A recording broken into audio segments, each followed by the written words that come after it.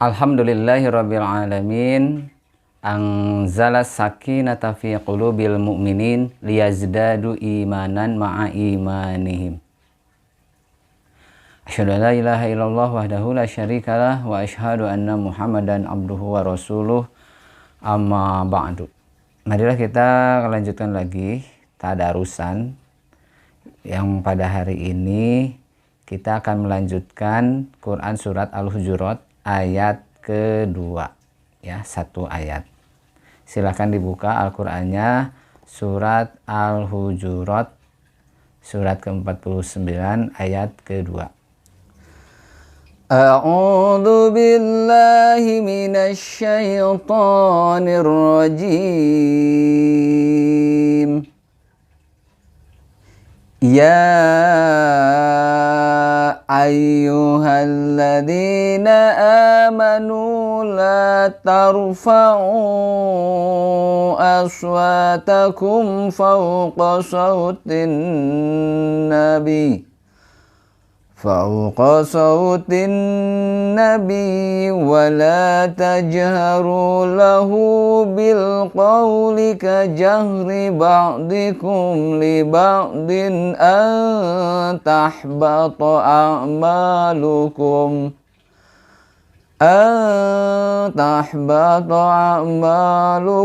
wa antum la tash'urun.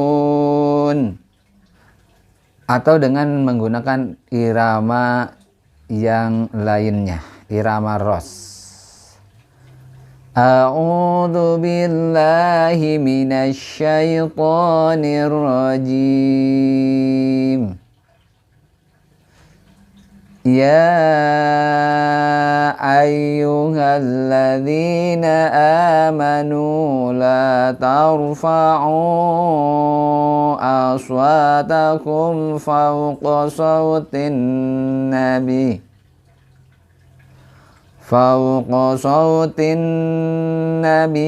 wa la tajharu lahu bil qawli ka jahri ba'dikum li ba'din an tahbata a'malukum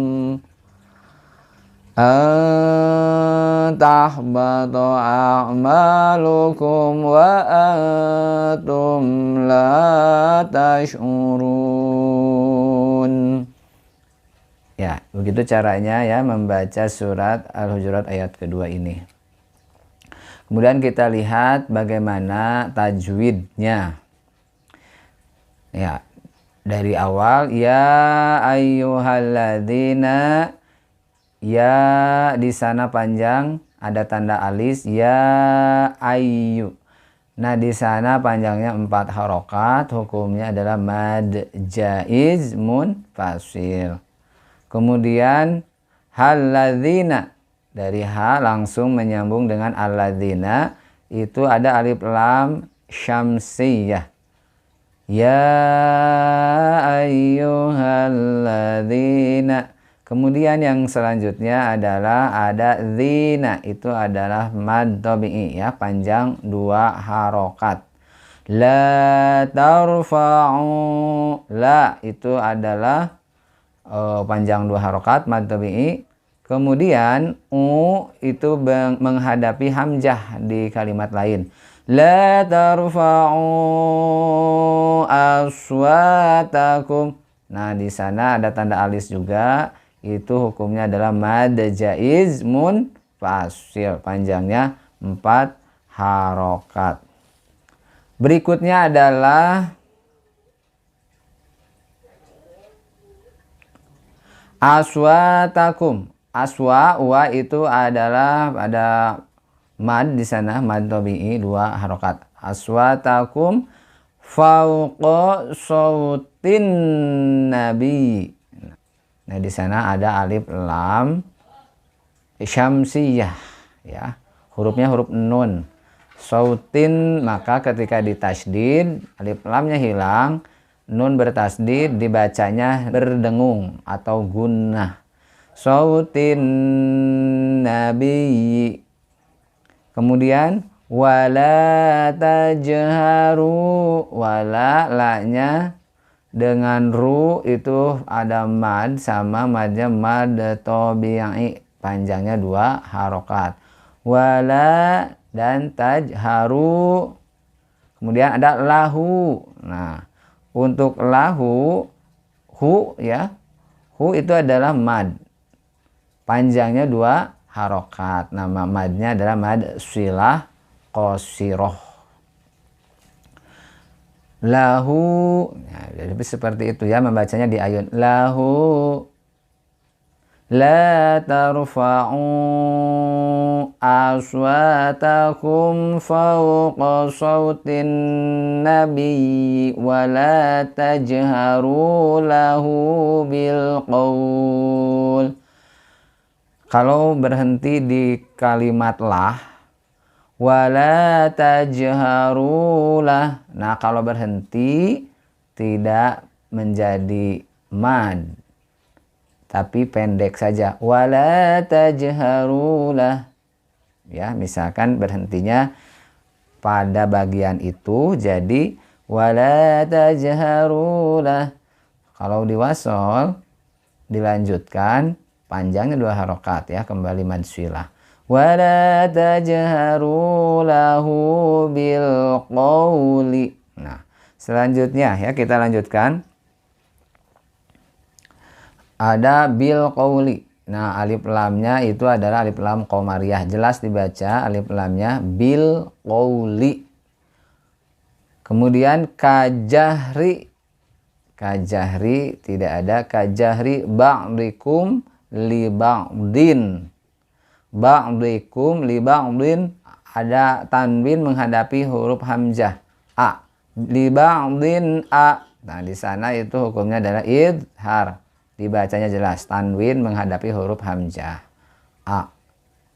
Jadi bunyi nunnya nampak ya. Pada bunyi nun pada tanwinnya nampak. Li ba'din, kemudian tahbata. Ada nun sukun menghadapi huruf ta. Huruf nun sukun menghadapi ta itu namanya adalah ikhfa. Gitu ya, hukumnya ikhfa. Tahbata. Kemudian a'malukum. A'malukum, maknya berarti panjang 2 harokat, namanya mad tabi'i atau mad asli. A'malukum tahbata a'malukum. Cara membaca a itu dari hamzah ditarik ke ain.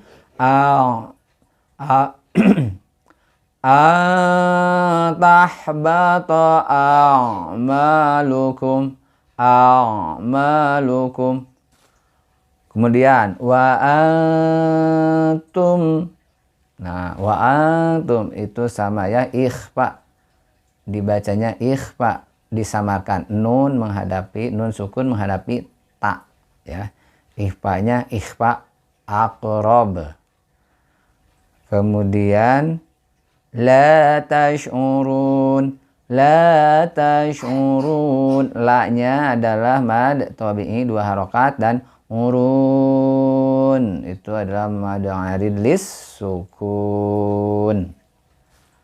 Jadi ada mad arid lis sukun itu artinya adalah panjang bisa 4 atau 6 harokat. Nah, seperti itu untuk tajwid ayat kedua surat Al-Hujurat ini.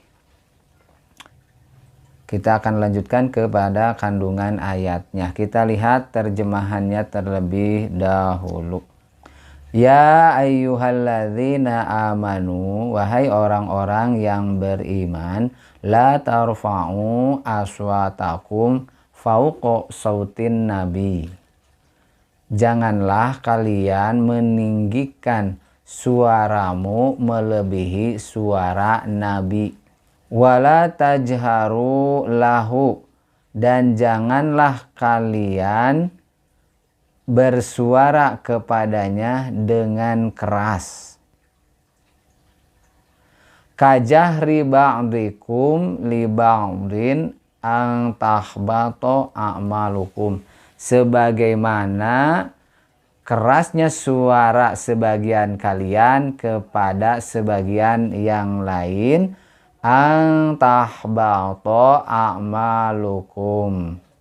Nanti pahala segala amalmu akan terhapus, sedangkan kamu tidak menyadarinya. Hadirin ikhwatu iman rahimakumullah. Nah, seperti itu gambaran makna dari ayat kedua ini. Jadi orang-orang yang beriman pertama dilarang untuk meninggikan suaranya melebihi suara Nabi. Yang kedua adalah dilarang orang-orang beriman itu untuk mengeraskan suara lebih keras dibandingkan suara Nabi. Sebagaimana suka sebagian kaum, sebagian kalian berteriak-teriak, bersuara keras dengan sebagian yang lain. Mengapa hal ini dilarang? Karena perbuatan ini bisa menjadi penghapus amal-amal perbuatan kita. Oleh karena itu, ayat ini menunjukkan sebuah adab yang tinggi bagaimana sikap kita kepada Nabi. Hadirin ikhwatu iman rahimakumullah. Sekarang kita lihat bagaimana pandangan ahli tafsir seperti yang disampaikan oleh Asy-Syaukani. Ayat ini menurut Asy-Syaukani yang dimaksud dengan ayat ini adalah sebuah bentuk penghormatan, sebuah bentuk penghargaan kepada Rasulullah Shallallahu Alaihi Wasallam, bahwa Rasul itu sebagai orang yang harus kita hormati, harus kita sanjungi. Oleh karenanya pantas ketika kita harus mengagungkan dengan cara yang sudah disyariatkan. Jadi menurut Asy-Syaukani ada 3 poin, yaitu bahwa ayat ini tentang bagaimana kita mengagungkan, menghormati, dan tidak memanggil atau menyelisihi Rasul. Tidak memanggil Rasul dengan suara yang keras. Kemudian kalau Al-Maraghi menjelaskan ayat ini tentang bagaimana kita berkomunikasi dengan Rasul. Seandainya Rasul masih ada di tengah-tengah kita, maka kita dilarang untuk mengeraskan suara, untuk meninggikan suara kita di hadapan Rasul. Karena kerasnya suara kita ini menunjukkan adab yang sangat kurang.